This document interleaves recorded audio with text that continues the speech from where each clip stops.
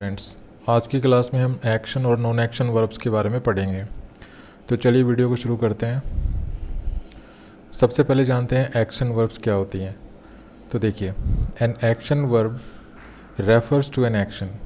एक action verb एक action के बारे में बताती है, या हम कह सकते हैं कि एक्शन वर्ब एक्शन का बोध कराती है। अब एक्शन क्या होता है? An action means something happening. Action कुछ ऐसा होता है, कोई ऐसी चीज़ होती है जो घटित होती रहती है। तो एक्शन वर्ब्स जो हैं वो किसी ना किसी एक्शन के बारे में बताती हैं, एक्शन का बोध कराती हैं। जैसे इन वर्ब्स को देखिए, जंप, राइट, प्ले और रन। ये जो वर्ब्स हैं ये किसी न किसी एक्शन का बोध करा रही हैं, इसलिए हम इनको एक्शन वर्ब कहेंगे। या आप ऐसे भी समझ सकते हैं कि जो वर्ब किसी मूवमेंट का बोध कराए, मूवमेंट, तो वो वर्ब्स एक्शन वर्ब होती हैं। नॉन एक्शन वर्ब इससे विपरीत है। तो नॉन एक्शन वर्ब क्या होती है? तो a non action verb refers to a state. जो नॉन एक्शन वर्ब होती है वो एक स्टेट का बोध कराती है। स्टेट का मतलब होता है अवस्था, ठीक है। A state means something staying the same. State अर्थात अवस्था कुछ ऐसी चीज़ होती है जो हमेशा एक जैसी ही बनी रहती है, उसमें कोई एक्शन नहीं होता है, कोई मूवमेंट नहीं होता है। इसके विपरीत जो एक्शन होता है उसमें मूवमेंट होती है। तो जो एक्शन वर्ब्स होती हैं वो किसी न किसी एक्शन का बोध कराती हैं, किसी न किसी मूवमेंट का बोध कराती हैं। लेकिन जो नॉन एक्शन वर्ब्स होती हैं वो किसी भी मूवमेंट, किसी भी एक्शन का बोध नहीं कराती, वो सिर्फ एक स्टेट अर्थात एक अवस्था का बोध कराती हैं। जैसे एग्जांपल देखिए, द जग कंटेन्स मिल्क। जग में दूध है। तो ये जो कंटेन वर्ब है ये किसी भी एक्शन का बोध नहीं करा रही, ये एक स्टेट अर्थात अवस्था का बोध करा रही है। अगर मान लीजिए ये जग है और इस जग में आप कह रहे हैं कि इसमें दूध है, इसमें मिल्क है, तो इसमें कोई मूवमेंट नहीं हो रहा, हम किसी मूवमेंट को फोकस नहीं कर रहे हैं यहाँ पर, ठीक है। तो ये जो वर्ब है ये नॉन एक्शन वर्ब है।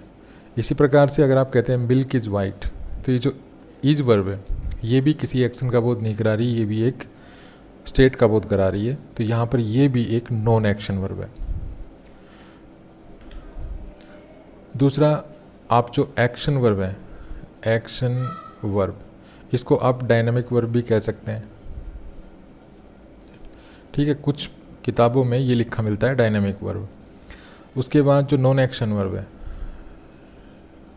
नॉन एक्शन वर्ब, इसको आप स्टेटिव वर्ब भी कह सकते हैं, स्टेटिव वर्ब, क्योंकि कुछ किताबों में स्टेटिव वर्ब के नाम से मिलती हैं ये, और डायनामिक वर्ब्स के नाम से मिलती हैं। कुछ किताबों में एक्शन वर्ब और नॉन एक्शन वर्ब के नाम से भी मिल सकती हैं। इसके अलावा कुछ लोग इनकी जगह कॉन्टीन्यूअस वर्ब और नॉन कॉन्टीन्यूअस वर्ब भी यूज करते हैं, ठीक है। तो ये एक्शन और नॉन एक्शन वर्ब्स आप समझ गए होंगे कि एक्शन वर्ब क्या होती हैं और नॉन एक्शन वर्ब्स क्या होती हैं। अब जिस वर्ब से किसी मूवमेंट का बोध होगा, मान लीजिए हम दौड़ते हैं, ठीक है। अगर मान लीजिए कोई रन करेगा तो मूवमेंट होगा, और मूवमेंट होगा तो इसका मतलब रन वर्ब क्या होगी? एक्शन वर्ब होगी, क्योंकि इसमें कोई पर्सन अगर रन करेगा तो वो एक्शन करेगा, मतलब उसमें एक्शन होगा, उसमें मूवमेंट होगी। इस प्रकार से अगर कोई बच्चे खेलेंगे प्ले, तो प्ले में भी मूवमेंट होगी, ठीक है। इसी प्रकार राइट अगर कोई लिखेगा तो हाथ मूव करेगा तो मूवमेंट होगी। इसी प्रकार जंप कूदेगा तो मूवमेंट होगी, एक्शन होगा। तो ये जो भी वर्ब किसी एक्शन या मूवमेंट का बोध कराती हैं वो वर्ब एक्शन वर्ब होती हैं। इसके अलावा जो वर्ब किसी एक्शन का बोध नहीं कराती हैं, किसी मूवमेंट का बोध नहीं कराती हैं, तो वो वर्ब नॉन एक्शन वर्ब्स होती है, और वो किसी न किसी स्टेट का बोध कराती है, किसी अवस्था का बोध कराती है। अब कुछ और नॉन एक्शन वर्ब्स के बारे में देख लेते हैं। देखिए, जो नॉन एक्शन वर्ब्स होती हैं वो स्टेट ऑफ बीइंग को डिस्क्राइब करती हैं, मतलब जैसे कि फील हो गया, बी हो गया। उसके अलावा जो नॉन एक्शन वर्ब्स होती हैं वो किसी इमोशन को एक्सप्रेस कर सकती हैं, जैसे हेट, लाइक, लव। अर्थात जो वर्ब स्टेट ऑफ बीइंग को डिस्क्राइब करती हैं वो कैसी वर्ब होंगी? नॉन एक्शन वर्ब होंगी। उसके बाद जो वर्ब किसी इमोशन को एक्सप्रेस करती हैं तो वो वर्ब भी जो है नॉन एक्शन वर्ब होंगी, जैसे कि हेट हो गया, लाइक हो गया, लव हो गया। उसके बाद जो वर्ब मेंटल स्टेट को डिस्क्राइब करती हैं उनको भी हम नॉन एक्शन वर्ब कहते हैं, वो भी नॉन एक्शन वर्ब होती हैं, जैसे know, remember, believe, think, suppose, understand. उसके अलावा जो वर्ब पोजीशन को शो करती हैं तो वो भी नॉन एक्शन वर्ब होती हैं, जैसे हैव, ऑन, पजेस और बिलोंग। कुछ वर्ब परसेप्शन या हमारी सेंसेस को भी डिस्क्राइब करती हैं, जैसे कि hear, see, smell, taste, feel, notice, seem, look, appear, sound. ठीक है, तो ये वर्ब भी जो है नॉन एक्शन वर्ब्स होती हैं। उसके बाद कुछ वर्ब्स ऐसी हैं जो हमारी नीड्स अर्थात ज़रूरतें या प्रीफरेंस को डिस्क्राइब करती हैं, जैसे नीड, वांट, प्रीफर, तो ये भी नॉन एक्शन वर्ब्स होती हैं। उसके अलावा कुछ वर्ब ऐसी हैं जो मेजरमेंट को डिस्क्राइब करती हैं, जैसे कि वेट, कॉस्ट और कंटेन, तो ये भी जो है नॉन एक्शन वर्ब्स होती हैं। अब एक्शन वर्ब और नॉन एक्शन वर्ब में डिफरेंस क्या है, कब हमें क्यों ज़रूरी है कि हमें इनके बारे में पता होना चाहिए। तो देखिए, जो एक्शन वर्ब्स होती हैं, एक्शन वर्ब्स जो होती हैं इनको आप कॉन्टिन्यूस टेंस में यूज़ कर सकते हैं।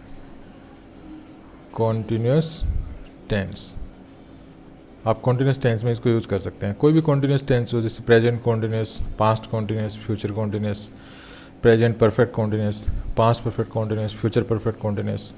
ठीक है, किसी भी कॉन्टिन्यूस वर्ब में इनको यूज़ कर सकते हैं एक्शन वर्ब्स को। लेकिन जो नॉन एक्शन वर्ब्स होती हैं, जिनमें कोई एक्शन नहीं होता है, जो वर्ब किसी भी एक्शन या मोमेंट का बोध नहीं कराती हैं, जो सिर्फ एक स्टेट का बोध कराती है, उनको आप इस कॉन्टिन्यूस टेंस में यूज़ नहीं कर सकते। ठीक है, अगर आप नॉन एक्शन वर्ब्स को कॉन्टिन्यूस टेंस में यूज़ कर देते हैं तो फिर वहाँ पर मिस्टेक हो जाएगी, वहाँ पर वो गलत माना जाता है। ठीक है, लेकिन ऐसा भी नहीं है कि किसी भी किसी भी नॉन एक्शन वर्ब को कॉन्टिन्यूस टेंस में यूज़ नहीं किया जाता। कुछ वर्ब्स ऐसी हैं जिनको हम कॉन्टिन्यूस टेंस में यूज़ भी कर सकते हैं और कई बार उनको यूज़ नहीं करते हैं हम। ठीक है, तो ऐसी वर्ब्स को मिक्स्ड वर्ब्स कहा जाता है। अर्थात कुछ वर्ब्स ऐसी हैं जो कई बार हम उनको एक्शन वर्ब के रूप में यूज़ करते हैं, कई बार नॉन एक्शन वर्ब के रूप में यूज़ करते हैं। तो ऐसी वर्ब्स जो होती है वो मिक्स्ड वर्ब्स होती हैं, तो उनके बारे में भी जानना बहुत ज़रूरी है। क्योंकि कई बार क्या होता है कि एक वर्ब होगी, जैसे मान लीजिए सी वर्ब है, इसको किसी कॉन्टेक्स्ट में तो आपको इसको अगर प्रेजेंट कॉन्टिन्यूस में या किसी भी कॉन्टिन्यूस टेंस में यूज़ कर देंगे तो वो सही माना जाएगा, और किसी में अगर इसको आपने कॉन्टिन्यूस टेंस में यूज़ कर दिया तो वो गलत हो गया। तो आपको ये समझना है कि कब ये जो सी वर्ब है इसको कॉन्टिन्यूस फॉर्म में आप यूज़ कर सकते हैं, कब इसको कॉन्टिन्यूस फॉर्म में आप यूज़ नहीं कर सकते। ठीक है, एक ऐसी सी वर्ब भी नहीं है, बहुत सी और भी वर्ब्स हैं, तो उनको हम मिक्स्ड वर्ब्स के नाम से जानते हैं। तो एक एक करके अब मैं आपको वो समझाऊंगा। ठीक है, तो उनको हम क्या कहेंगे, मिक्स्ड वर्ब्स। तो अब हम मिक्स्ड वर्ब्स के बारे में पढ़ेंगे। तो देखिए, मिक्स्ड वर्ब्स में सबसे पहली वर्ब आती है अपीयर। तो अपीयर का मतलब अगर प्रतीत होना हो तो ये नॉन एक्शन वर्ब होती है और आपको इसको कॉन्टिन्यूस टेंस में यूज़ नहीं करना है। ठीक है, फिर सुन लीजिए, अपीयर का मतलब अगर प्रतीत होना है या कोई चीज़ लगना है, जैसे वो उदास दिखाई दे रहा है, वो उदास प्रतीत हो रहा है, तो ऐसे में आप इसको कॉन्टिन्यूस टेंस में यूज़ नहीं कर सकते, क्योंकि उस समय ये नॉन एक्शन वर्ब होती है। और जब ये नॉन एक्शन वर्ब होती है तो इसके बाद ये जो अपीयर वर्ब आप यूज़ करेंगे तो इसके बाद कोई ना कोई एडजेक्टिव यूज़ करेंगे। ठीक है, तो आप ऐसे भी समझ सकते हैं कि अगर अपीयर वर्ब के बाद कोई एडजेक्टिव हो तो वहाँ पर इसको कॉन्टिन्यूस टेंस में यूज़ नहीं किया जाएगा, क्योंकि उस समय ये नॉन एक्शन वर्ब होगी। जैसे एग्जांपल देखिए, कमल अपीयर्स कन्फ्यूज्ड। कमल जो है कन्फ्यूज दिखाई दे रहा है, अर्थात कमल कैसा लग रहा है, कन्फ्यूज लग रहा है। तो यहाँ पर जो ये कमल का कन्फ्यूज लगना है, तो यहाँ पर इसके लिए देखिए अपीयर वर्ब यूज़ हुई है। तो यहाँ पर आप प्रेजेंट इंडेफिनिट यूज़ कर सकते हैं, इसको कॉन्टिन्यूस में नहीं लिख सकते, क्योंकि यहाँ पर जो कन्फ्यूज है ये एक एडजेक्टिव है। ठीक है, अब अपीयर के बाद अगर ये एडजेक्टिव आ गया तो सीधी सी बात है कि अपीयर जो वर्ब है ये एक नॉन कॉन्टिन्यूस वर्ब है, नॉन एक्शन वर्ब है, और आप इसको कॉन्टिन्यूस टेंस में यूज़ नहीं कर पाएंगे। अगर आपने इसको ऐसे लिख दिया, कमल इज अपीयरिंग कन्फ्यूज, तो ये कन्फ्यूज, तो ये हो गया गलत। ठीक है, क्योंकि आप अपीयर वर्ब यूज़ कर रहे हैं, उसके बाद ये पास्ट पार्टिसिपल अर्थात एडजेक्टिव यूज़ कर रहे हैं, और आप इसको फिर कॉन्टिन्यूस टेंस में यूज़ कर रहे हैं, तो ये हो जाएगा गलत। तो आपको इस चीज़ को ध्यान रखना है कि अपीयर वर्ब, पहले तो आपको मीनिंग निकालना है। अब अगर आप सेंटेंस पढ़ के मीनिंग निकाल लेते हैं तो बहुत अच्छी बात है। तो अगर अपीयर का मतलब प्रतीत होना है या लगना है, तो वहाँ पर आप इसको कॉन्टिन्यूस टेंस में यूज़ नहीं कर पाएंगे। ठीक है, एक चीज़ तो आपको ये ध्यान रखनी है। दूसरा, अगर अपीयर का अर्थ टू गिव परफॉर्मेंस अगर ये हो, मतलब अपीयर को आप इस सेंस में अगर यूज़ कर रहे हैं, तो आप इसको कॉन्टिन्यूस टेंस में यूज कर सकते हैं क्योंकि उस समय ये एक एक्शन वर्ब होगी। जैसे एग्जांपल देखिए, my favourite singer is appearing at the club tonight. मेरा जो फेवरेट सिंगर है वो आज रात क्लब में परफॉर्मेंस देने वाला है। तो कुल मिला के इस सेंटेंस का मीनिंग क्या हो गया, my favourite singer is giving a performance. तो यहाँ पर इज़ अपीयरिंग का क्या मतलब हुआ, इज़ गिविंग ए परफॉर्मेंस। ठीक है, तो अगर आप अपीयर वर्ब को इस सेंस में यूज करते हैं, टू गिव सम परफॉर्मेंस, तो उस समय ये एक्शन वर्ब होगी और आप इसको कॉन्टिन्यूस टेंस में यूज कर सकते हैं। तो ये तो है अपीयर के बारे में। दूसरा एक चीज़ मैं आपको यहाँ और बता दूँ कि जैसे अगर मैं इस सेंटेंस को कमल अपीयर्स कन्फ्यूज्ड, तो अगर मैं अपीयर की जगह बी की फॉर्म लिखूँ इज, और ये सेंटेंस मेरा बन जाता है कमल इज कन्फ्यूज्ड, तो ये सेंटेंस मीनिंगफुल है। तो इट मीन्स ये जो अपीयर वर्ब है ये एक नॉन एक्शन वर्ब ही है और इसको मुझे कॉन्टिन्यूस टेंस में यूज नहीं करना चाहिए। ठीक है, तो ये थी पहली वर्ब।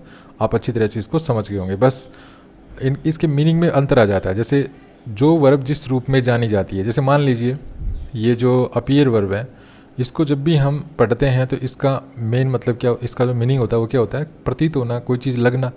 ठीक है, यही सबके माइंड में होता है। तो अगर ये जिस अर्थ के लिए जानी जाती है ये वर्ब, अगर उसी अर्थ में इसको यूज कर रहे हैं, उसी अर्थ के लिए उसी सेंस में यूज कर रहे हैं, तो ये नॉन एक्शन वर्ब ही होगी। अगर किसी नॉन एक्शन वर्ब को आप एक्शन वर्ब के रूप में यूज कर रहे हैं तो उसका मीनिंग बदल जाएगा। जैसे यहाँ पे बदल गया, देखिए जैसे ही आपने इसको अपीयर को ये जो अपीयर नॉन एक्शन वर्ब है, इसको आपने एक्शन वर्ब बनाया तो इसका मीनिंग बदल गया। इसका मीनिंग क्या हो गया, टू गिव परफॉर्मेंस। इसी प्रकार से यही बात अन्य सभी वर्ब्स पे भी लागू होगी जो अभी आगे आने वाली है। चलिए दूसरी वर्ब लेते हैं। तो सेकंड वर्ब है हमारी हैव। देखिए हैव को जब आप पजेस की सेंस में यूज करते हैं तो ये नॉन एक्शन वर्ब होती है। जैसे मान लीजिए मैं कहता हूँ मेरे पास एक मोबाइल है, तो मैं क्या कहूँगा, आई हैव ए मोबाइल। ठीक है, तो यहाँ पर मैं क्या कह रहा हूँ कि मेरे पास एक मोबाइल है, मैं एक मोबाइल पजेस करता हूँ। तो जो कुछ भी आपके पास है, जिस पर आपका अधिकार है, जिस पर आपका प्रभुत्व है, ठीक है ना, जो चीज़ आपकी है या जो आपसे बिलोंग करती है, कहने का मतलब ये लगा लो। तो अगर इस सेंस में यूज करते हैं हैव को तो ये नॉन एक्शन वर्ब होती है। ठीक है, इसको आप कॉन्टिन्यूस फॉर्म में यूज नहीं कर सकते। जैसे आई हैव ए बुक, ठीक है, आई हैव ए बुक मैंने लिखा, तो यहाँ पर देखिए आई हैव ए बुक अर्थात यह मेरी पुस्तक है, अर्थात ये पुस्तक किससे बिलोंग करती है, सब्जेक्ट से, मेरे से। तो ये एक पजेस को ये एक पोजेसन को शो कर रही है, अर्थात आई पोजेस ए बुक। ये डॉलर नहीं है, आई पोजेस ए बुक। ठीक है, तो यहाँ पर हमने हैव को एक पॉजेसिव वर्ब के रूप में इसको यूज़ किया है। तो ये नॉन एक्शन वर्ब है और हम इसको कॉन्टिन्यूस फॉर्म में यूज़ नहीं कर सकते।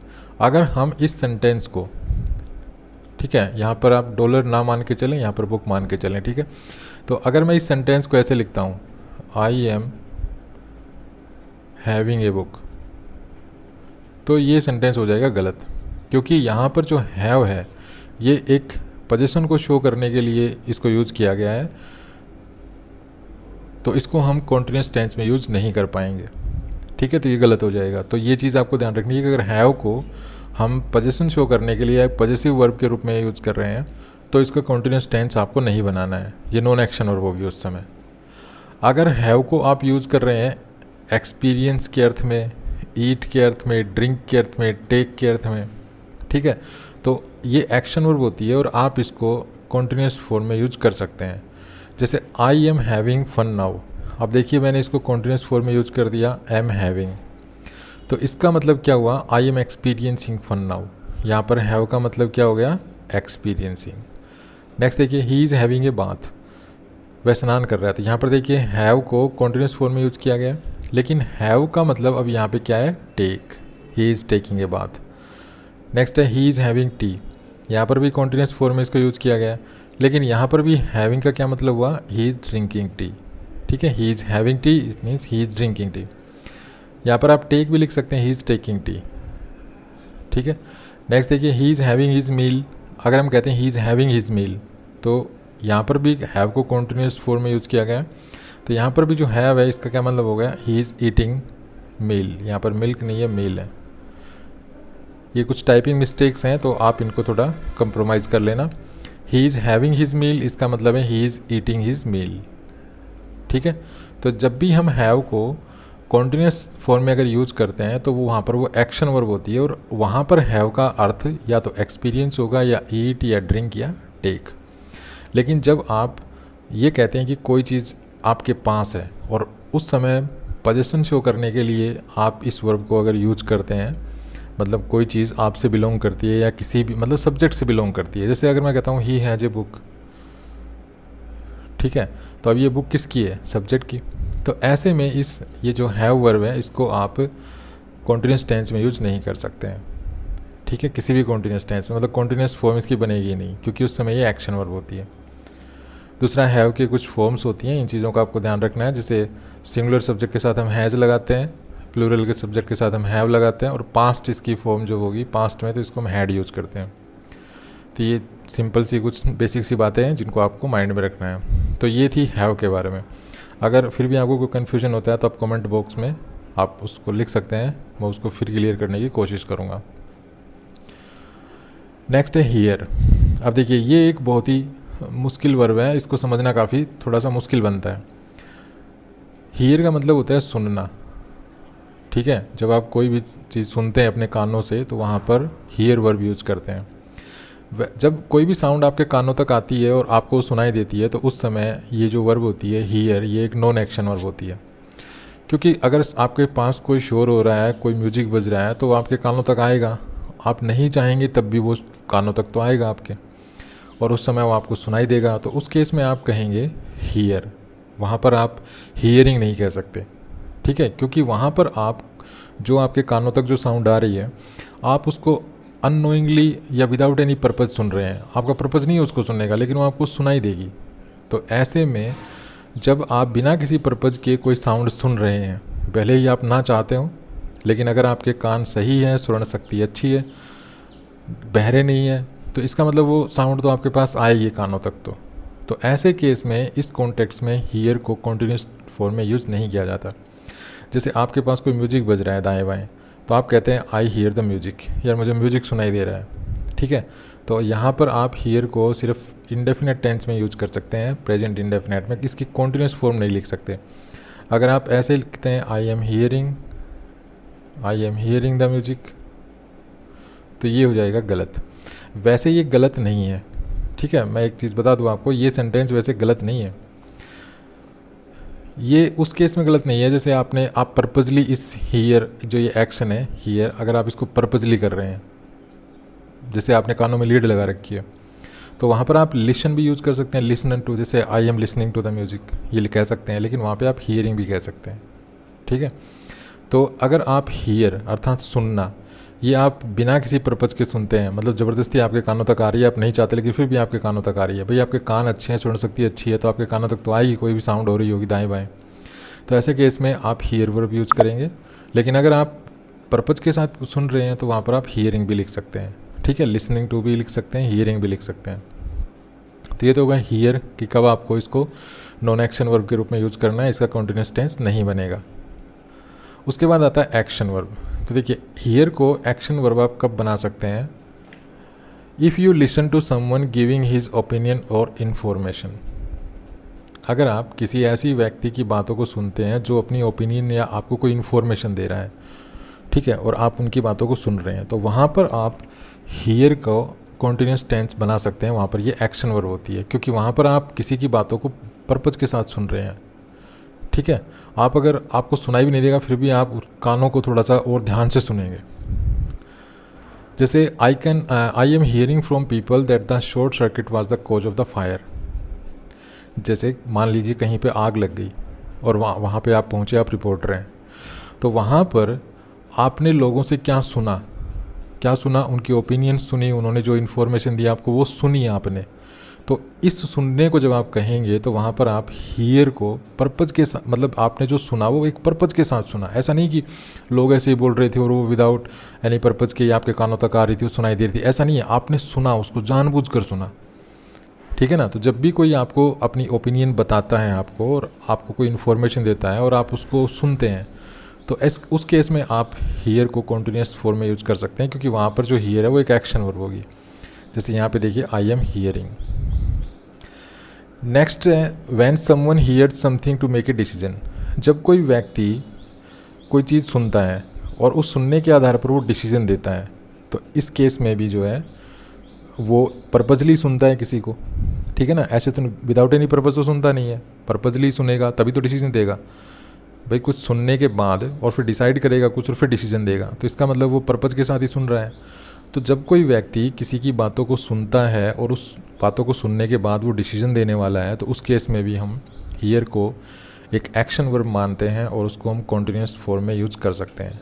जैसे द जज इज़ हियरिंग द केस, तो यहाँ पर कॉन्टिन्यूस फॉर्म में इसको यूज़ किया गया है क्योंकि जज जो है वो मामले की सुनवाई कर रहे हैं, अर्थात केस के बारे में सुन रहा है, लोगों की राय, उनकी ओपिनियन, उनकी जो इन्फॉर्मेशन वो जान रहा है, उसके बाद वो डिसीजन देगा। तो यहाँ पर कॉन्टिन्यूस फॉर्म में इसको यूज़ किया गया।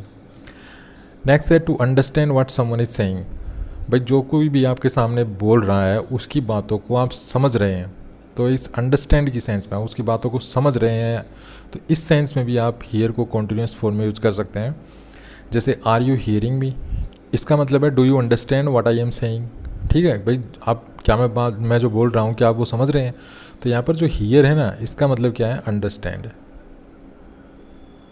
तो अगर हियर को आप अंडरस्टैंड की सेंस में यूज़ करें तो वहाँ पर भी हियर को कॉन्टिन्यूस फॉर्म में आप यूज़ कर सकते हैं। तो ये है हियर के बारे में कि हियर को कब नॉन एक्शन वर्ब ट्रीट करना है, कब एक्शन वर्ब ट्रीट करना है, कब हियर को कॉन्टिन्यूस फॉर्म में यूज़ करना है, कब कॉन्टिन्यूस फॉर्म में यूज़ नहीं करना है। नेक्स्ट वर्ब है लुक। तो देखिए, लुक के दो मीनिंग होते हैं। लुक का मतलब देखना भी होता है, लुक का मतलब दिखना या प्रतीत होना भी होता है। ठीक है, तो लुक का अर्थ अगर दिखना या प्रतीत होना हो तो वहाँ पर ये नॉन एक्शन वर्ब होती है और आपको इसको कॉन्टिन्यूस फॉर्म में यूज नहीं करना चाहिए। ठीक है, फिर सुन लीजिए, अगर लुक वर्ब का अर्थ अगर प्रतीत होना या दिखना ये हो तो आपको इसको कॉन्टिन्यूस फॉर्म में यूज नहीं करना है, उस समय ये नॉन एक्शन वर्ब होती है। जैसे नैन्सी लुक्स टायर्ड, नैन्सी जो है वो थकी हुई दिखाई दे रही है, थकी हुई लग रही है, थकी हुई प्रतीत हो रही है। तो यहाँ पर लुक का मतलब है लगना या प्रतीत होना या दिखना, या नैन्सी थकी हुई दिख रही है ये भी कह सकते हैं। तो यहाँ पर आप इसको कॉन्टिन्यूस फॉर्म में यूज नहीं कर सकते। अगर आप इसको ऐसे लिखेंगे, नैन्सी इज लुकिंग टायर्ड, तो ये हो जाएगा गलत। ठीक है, क्योंकि यहाँ पर लुक का जो अर्थ है वो क्या है, दिखना, लगना या प्रतीत होना। तो ये तो हुई मीनिंग की बात। लेकिन अगर आप स्ट्रक्चर के हिसाब से देखें तो देखिए, लुक के बाद अगर कोई एडजेक्टिव दिखाई दे रहा है आपको, तो वहाँ पर लुक जो होता है वो एक नॉन एक्शन वर्ब होती है और आपको इसको कॉन्टिन्यूस फॉर्म में यूज नहीं करना है। ठीक है, ये दूसरी बात हो गई लुक के बारे में। तीसरी बात, लुक के बाद अगर कोई प्रीपोजिशन नहीं है, लुक के बाद अगर कोई प्रीपोजिशन नहीं है तो भी ये नॉन एक्शन वर्ब ही होती है। मतलब लुक को जब आप एक एक्शन वर्ब के रूप में यूज करेंगे तो उस लुक के बाद आपको एक प्रीपोजिशन यूज करनी ही होगी। जैसे ये एग्जांपल्स देखिए, Kamal is looking at the pictures, तो यहाँ पर जो कमल है वो पिक्चर्स की ओर देख रहा है। तो यहाँ पर देखिए लुक के साथ प्रीपोजिशन है, ये कॉन्टिन्यूस फॉर्म में आप यूज कर सकते हैं इसको। नेक्स्ट एग्जांपल देखिए, the police is looking into the matter, तो यहाँ पे लुक के बाद प्रीपोजिशन है, तो यहाँ पे आप इसको कॉन्टिन्यूस फॉर्म में यूज कर सकते हैं। तो तीन बातें मैंने आपको बताई हैं। एक तो मीनिंग कि लुक का अर्थ अगर सेंटेंस में प्रतीत होना, लगना या दिखना है तो ये नॉन एक्शन वर्ब होती है और इसको आपको कॉन्टिन्यूस फॉर्म में यूज़ नहीं करना है, कॉन्टिन्यूस टेंस में यूज़ नहीं करना है। ठीक है, लुक का अर्थ अगर दिखना, लगना या प्रतीत होना, तो आपको इसको कॉन्टिन्यूस फॉर्म में यूज़ नहीं करना है। दूसरा, लुक के बाद अगर कोई एडजेक्टिव है तो ये नॉन एक्शन वर्ब होती है। लुक के बाद अगर कोई एडजेक्टिव है, यहाँ पर देखिए पास्ट पार्टिसिपल है तो पास्ट पार्टिसिपल एडजेक्टिव का काम करती हैं। तो अगर लुक के बाद एडजेक्टिव है कोई या पास्ट पार्टिसिपल है तो भी ये नॉन एक्शन वर्ब भी होती है और उस केस में भी इसको एक्शन वर्ब के रूप में ट्रीट नहीं करना है, अर्थात इसको कॉन्टिन्यूस फॉर्म में यूज़ नहीं करना है।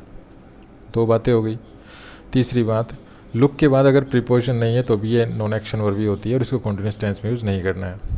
अब यही तीनों बातें जब आप लुक को एक्शन वर्ब के रूप में यूज़ करेंगे तो ये लागू होंगी। देखिए, यहाँ पर लुक का अर्थ क्या था, दिखना। ठीक है, दिखना। लेकिन जब आप लुक को एक्शन वर्ब के रूप में यूज करेंगे तो इसका मतलब हो जाएगा देखना। दिखना और देखना में फ़र्क है। ठीक है, तो इस तरह से आपको लुक को एक्शन वर्ब और नॉन एक्शन वर्ब की तरह यूज करना है किसी भी सेंटेंस में। तो ये 3 बातें मैंने बताई हैं, तीनों बातें आपको ध्यान रखनी है। एक और भी यहाँ पर आप प्रयोग कर सकते हैं, जैसे कि मैंने आपको बताया था कि जब कोई वर्ब नॉन एक्शन वर्ब होती है तो नॉन एक्शन वर्ब को आप बी की फॉर्म से रिप्लेस कर सकते हैं, लेकिन ये वो वर्ब होती हैं जो सेंसेस को रेफ़र करती हैं, ठीक है ना, जो सेंसेस को डिस्क्राइब करती हैं, जैसे लुक हो गया, टेस्ट हो गया, स्मेल हो गया, हियर हो गया, ठीक है, फील हो गया। तो ये जो हमारी जो फीलिंग्स या सेंसेस को जो डिस्क्राइब करती है ना, ये वर्ब्स जो होती है ना, इनको आप बी से रिप्लेस करके ये एक्सपेरिमेंट कर सकते हैं। जैसे ये जो लुक वर्ब है ये एक हमारी सेंस को जो है डिस्क्राइब करती है, तो इसको हम बी से अगर रिप्लेस करेंगे तो ये हमारा सेंटेंस ही हो जाएगा। नैन्सी, लुक की जगह लिख दिया मैंने इज़ और फिर ये लिख दिया मैंने टायर्ड, तो ये सेंटेंस भी मीनिंगफुल है, ठीक है ना, कोई प्रॉब्लम तो है नहीं सेंटेंस में। तो ये जो लुक है हमारी, इसका मतलब ये हमारी एक नॉन एक्शन वर्ब ही है। चलिए नेक्स्ट वर्ब पे चलते हैं। नेक्स्ट वर्ब है मिस। मिस को अगर आप रिमेंबर अर्थात याद करना, इस अर्थ में अगर आप इसको यूज़ कर रहे हैं तो ये एक नॉन एक्शन वर्ब होगी। इसको आपको कॉन्टिन्यूस फॉर्म में यूज नहीं करना है, ठीक है। जैसे कमल मिसेज हिज ग्रैंड मदर, कमल अपनी दादी माँ को याद करता है या याद कर रहा है, ठीक है। तो इसका मतलब क्या हुआ कि he is sad because she is not there. भाई ही किसके लिए जो है, कमल के लिए। तो कमल उदास है क्योंकि उसकी दादी माँ जो है उसके पास नहीं है, तो वो बहुत उसको याद कर रहा है, मिस कर रहा है, ठीक है। कई बार हम कहते हैं ना, भाई मैं उसको बहुत मिस करता हूँ, मैं अपने बड़े भाई को बहुत मिस कर रहा हूँ, ठीक इस तरह से। तो मिस का मतलब किसी को याद करना। तो ऐसे में जो मिस वर्ब होती है एक नॉन एक्शन वर्ब होती है, इसको आप कॉन्टिन्यूस फॉर्म में यूज नहीं कर सकते हैं। लेकिन मिस का मतलब अगर लूज एन अपॉर्चुनिटी, अगर इस अर्थ में इसको आप यूज कर रहे हैं तो ये एक्शन वर्ब होती है और इसको आप कॉन्टिन्यूस फॉर्म में यूज कर सकते हैं। जैसे Shruti is missing her favourite TV serial, Shruti is missing her favourite TV serial या टीवी प्रोग्राम। इसका मतलब क्या हुआ कि Shruti is not there to see her favourite programme, अर्थात श्रुति जो है वो उपस्थित नहीं है। मान लीजिए प्रोग्राम चल रहा है टीवी में और श्रुति का वो फेवरेट टीवी प्रोग्राम है और वो उसको मिस कर दिया उसने या मिस कर रही है, इसका मतलब श्रुति घर पे नहीं है। तो इसका मतलब वो प्रोग्राम जो टीवी पे जो प्रोग्राम आ रहा है वो प्रोग्राम देखने की जो अपॉर्चुनिटी है वो उसने उसको लूज़ कर दिया, ठीक है। तो इस तरह से ये अगर मिस का अर्थ लूज़ एन अपॉर्चुनिटी हो तो इसको आप कॉन्टिन्यूस फॉर्म में इस तरह से यूज कर सकते हैं। तो ये थी मिस वर्ब। नेक्स्ट है सी। सी का मतलब क्या होता है, देखना, ठीक है। सी का क्या मतलब होता है, देखना। अगर आप इसको देखना के अर्थ में यूज कर रहे हैं तो ये नॉन एक्शन वर्ब होती है, ठीक है। देखना या अंडरस्टैंड, इस अर्थ में अगर आप इसको यूज करते हैं तो ये नॉन एक्शन वर्ब होती है और इसको आप कॉन्टिन्यूस फॉर्म में यूज नहीं कर सकते। जैसे आई सी हर, मैं उसको देख रहा हूँ, इसका मतलब I see her with my eyes. Next है I see what you mean. यहाँ पर सी का क्या मतलब है, आई कैन अंडरस्टैंड या I understand what you mean. भाई जो आपका अर्थ है कहने का वो मैं समझ रहा हूँ। तो इन दोनों केसेस में आप इसको कॉन्टिन्यूस फॉर्म में यूज़ नहीं कर सकते, क्योंकि यहाँ पर सी का मतलब है देखना, ठीक है। अपनी आँखों से जब कोई चीज़ देखते हैं हम तो वहाँ पर हम इसको कॉन्टिन्यूस फॉर्म में यूज़ नहीं करते हैं, नॉन एक्शन वर्ब होती है।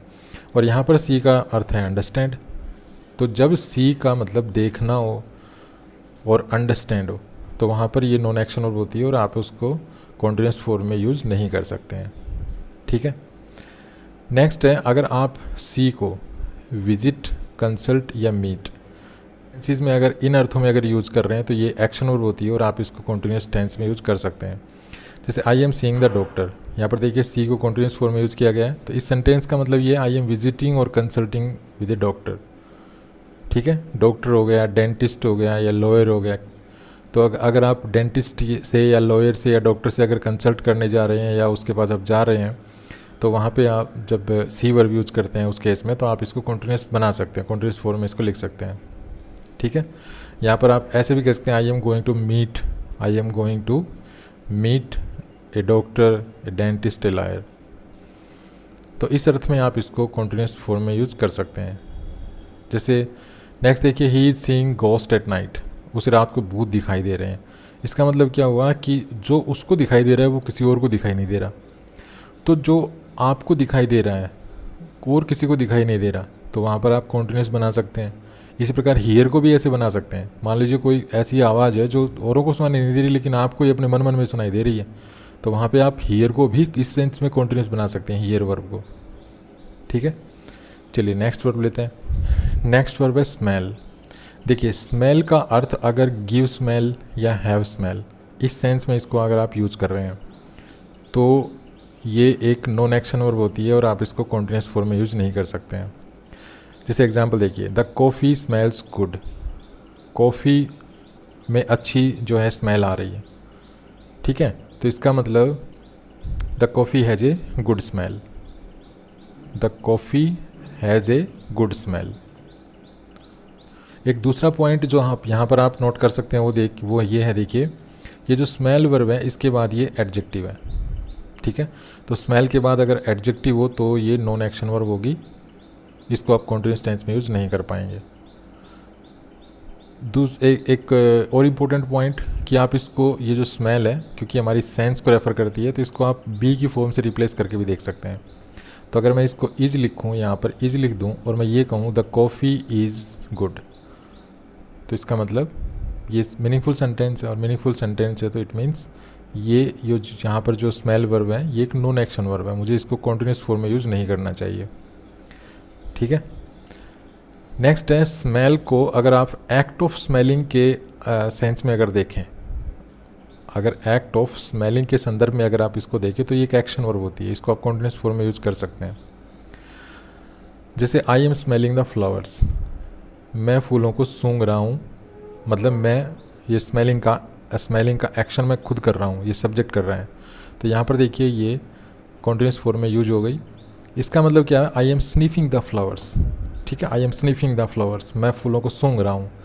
तो यहाँ पर देखिए अगर स्मेल का अर्थ कोई गंध देना हो, ठीक है ना, गंध देना, तो ये नॉन एक्शन वर्ब होती है। जैसे कॉफ़ी स्मेल्स गुड, जो कॉफ़ी है ये गंध दे रही है, कैसी, अच्छी, गुड। ठीक है, तो यहाँ पर ये नॉन एक्शन वर्ब है। लेकिन अगर स्मेल का अर्थ सूंघना हो, सूंघना, स्निफ करना, तो वहाँ पर यहाँ पर ये एक्शन वर्ब होगी और आप इसको कॉन्टिन्यूस फॉर्म में यूज़ कर सकते हैं। अगर स्मेल का मतलब गंध देना होगा तो किस में अच्छी गंध आती है, किस में अच्छी स्मेल आ रही है, वो नाउन वहाँ पे मिलेगा। जैसे यहाँ पे कॉफ़ी में अच्छी गंध आती है तो कॉफ़ी शुरू में लिखा हुआ है। लेकिन अगर स्मेल एक्शन वर्ब होगी, इसका मतलब सूंघना होगा, तो सब्जेक्ट जो होगा वो एक डूअर होगा, मतलब कौन सूंघ रहा है वो शुरू में होगा। जैसे यहाँ पर I am smelling the flowers, मैं फूलों को स्निफ कर रहा हूँ, स्मेल कर रहा हूँ, तो स्मेल का एक्शन कर रहा है, वो एक्ट कर रहा है। कौन एक्ट कर रहा है, ये सब्जेक्ट। सूंघने का काम कौन कर रहा है, ये सब्जेक्ट। तो ये दोनों स्ट्रक्चर में डिफरेंस होता है।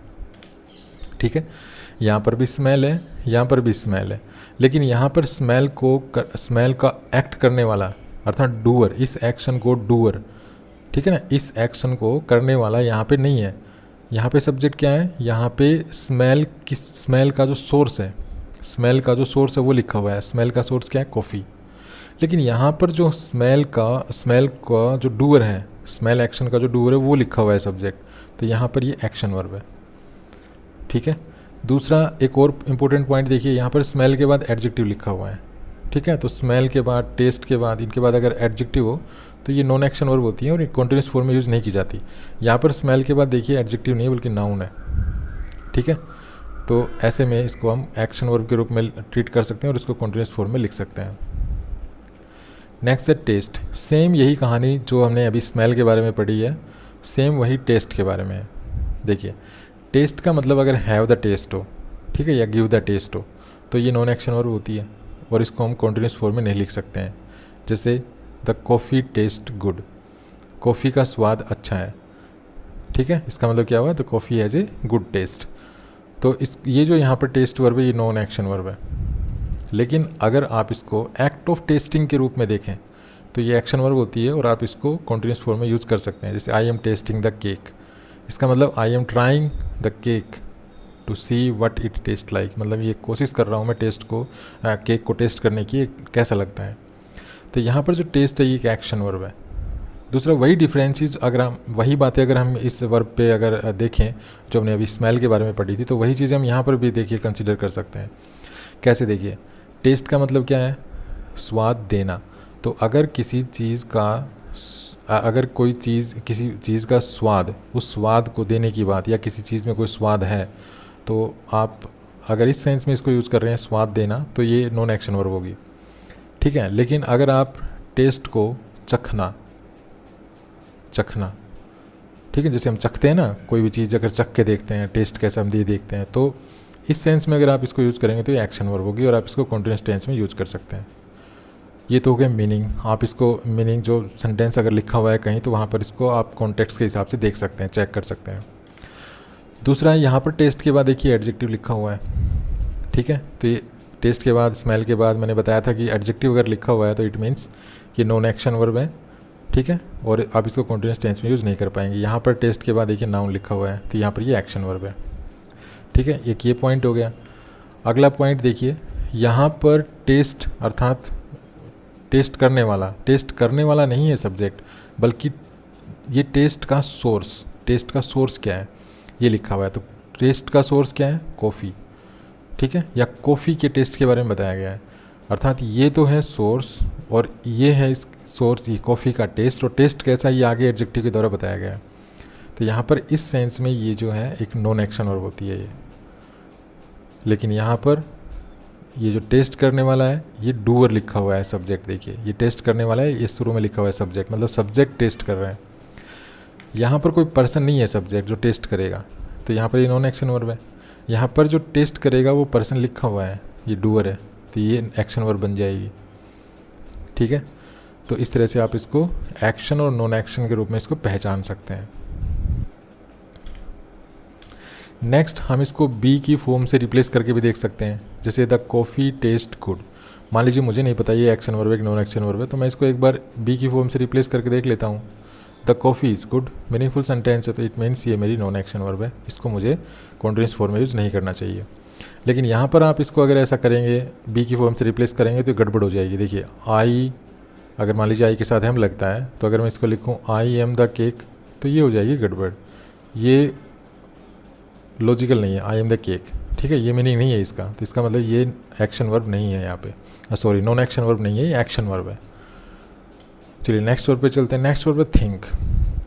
देखिए थिंक का मतलब, थिंक का प्रयोग अगर आप अपनी ओपिनियन देने के लिए कर रहे हैं, ठीक है ना, ओपिनियन देने के लिए अगर कर रहे हैं, मान लीजिए आपकी कोई ओपिनियन है और उस सेंस में अगर आप इसको यूज़ कर रहे हैं तो नॉन एक्शन वर्ब होती है।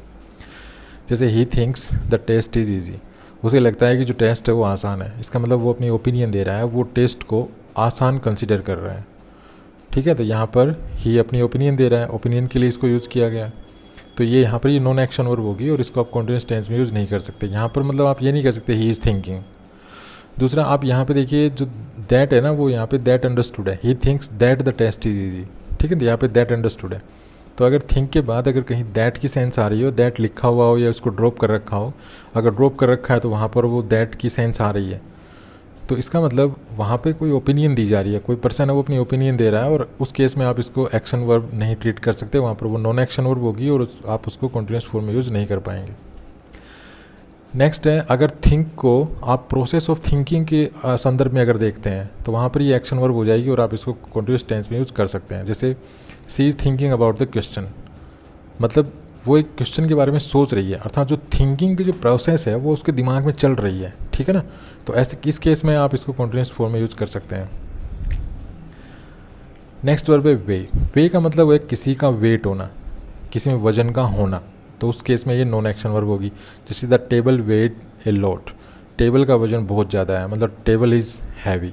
तो यहाँ पर जो वे जो वर्ब है, ठीक है ना, वजन होना, किसका वजन ये दे रखा है शुरू में, किसका वजन है ये शुरू में दे रखा है, ठीक है। यहाँ पे सब्जेक्ट होगा और सब्जेक्ट का जो वजन है, मतलब किसके वजन की बात हो रही है, वो शुरू में सब्जेक्ट होगा, उसके बाद ये वर्ब मिलेगी, तो ये नॉन एक्शन वर्ब है, ठीक है। लेकिन अगर आप इसको वेट को जो है वेट को मेजर करने के लिए अगर आप इसको यूज़ कर रहे हैं, तो ये एक्शन वर्ब होगी। जैसे सी इज़ वेइंग हरसेल्फ, वो अपना वजन जो है वो मेजर कर रही है, ठीक है। तो यहाँ पर जो सब्जेक्ट है वो एक पर्सन है, वो एक डूअर है, मतलब इस वर्ब का डूअर है। अब यहाँ पे देखिए सी, लेकिन यहाँ पर इस वर्ब का डूअर नहीं है कोई, यहाँ पर इसका डूअर नहीं है कोई, ठीक है ना। यहाँ पर तो इस टेबल के ही वजन की बात हो रही है। उसके बाद बात करते हैं वर्ब बी की। तो देखिए बी की जो फॉर्म होती हैं वो आप समझते ही होंगे, प्रेजेंट में होती हैं इज़, एम, आर, और पास्ट में होती है वॉज और वर, ठीक है, ये इसकी प्रेजेंट और पास्ट में ये फॉर्म्स होती हैं। तो ये नॉन एक्शन वर्ब तब होती है जब ये किसी स्टेट या किसी अवस्था का बोध कराती है। जैसे कमल इज़ अमेरिकन, ठीक है, कमल इज़ अमेरिकन, तो यहाँ पर कमल एक अमेरिकन है, ये स्टेट का बोध करा रही है, तो यहाँ पर ये नॉन एक्शन वर्ब है। इसका मतलब क्या हुआ, कमल इज़ एन अमेरिकन सिटीजन। लेकिन अगर इस बी का अर्थ बिहेव करना हो तो ये एक्शन वर्ब बन जाएगी। जैसे Kamal is being very American, इसका मतलब है Kamal is behaving like an American, like an American, ठीक है। Kamal is being very rude, इसका मतलब Kamal is behaving very rudely. Kamal is being very formal, इसका मतलब Kamal is behaving very formal, ठीक है। तो इस तरह से जब बी को आप बिहेव की सेंस में देखें, बिहेवियर की सेंस में देखें, बिहेवियर के कॉन्टेक्स्ट में अगर इसको यूज़ करें तो ये कॉन्टिन्यूस वर्ब बन जाएगी। लेकिन अगर आप इसको स्टेट की अवस्था के अर्थ में देखते हैं, इससे कोई किसी वस्तु की अवस्था बताना चाहते हैं, तो किसी व्यक्ति या वस्तु की अवस्था बताना चाहते हैं, तो ये एक नॉन एक्शन वर्ब होगी और आप इसको कॉन्टिन्यूस टेंस में यूज़ नहीं कर सकते हैं। उसके बाद बात करते हैं फील की। तो देखिए फील का मतलब होता है महसूस करना। तो सेंटेंस पढ़ते हैं, पहले देखिए, द मसाज फील्स ग्रेट, इसका मतलब जो मसाज है उसकी जो फीलिंग है वो बहुत ही प्लीजिंग है। मतलब इस सेंटेंस का क्या मतलब निकलेगा, the massage has a pleasing feeling. किसी वस्तु की जो फीलिंग है वो हमें अच्छी महसूस हो रही है, हमें अच्छा लग रहा है, तो वहाँ पर हम ये इसको नॉन कॉन्टिन्यूस वर्ब के रूप में यूज़ करेंगे, नॉन एक्शन वर्ब के रूप में यूज़ करेंगे। नेक्स्ट सेंटेंस देखिए, I feel we shouldn't do it, यहाँ पर हम अपनी ओपिनियन दे रहे हैं, ठीक है। आई फील मुझे लगता है, वी शुडंट डू इट हमें ये नहीं करना चाहिए। तो यहाँ पर फील के बाद देखिए वही थिंक वाली कहानी है, यहाँ पर भी दैट अंडरस्टूड है, ठीक है। तो यहाँ पर दैट अंडरस्टूड है, आगे एक नई क्लॉज है, तो ये फील यहाँ पे नॉन कॉन्टिन्यूस वर्ब है, नॉन एक्शन वर्ब है, हम इसको कॉन्टिन्यूस फॉर्म में यूज़ नहीं करेंगे। अगर आप फील को हेल्दी या टच की सेंस में यूज़ करते हैं तो ये एक्शन वर्ब बन जाएगी और फिर आप इसको कॉन्टिन्यूस फॉर्म में यूज़ कर सकते हैं। जैसे I am not feeling well today, इसका मतलब I am not feeling healthy today, ठीक है। यहाँ पर आप इस अपनी हेल्थ बताने के लिए इसको यूज़ कर रहे हैं, तो यहाँ पर आप इसको कॉन्टिन्यूस फॉर्म में यूज़ कर सकते हैं।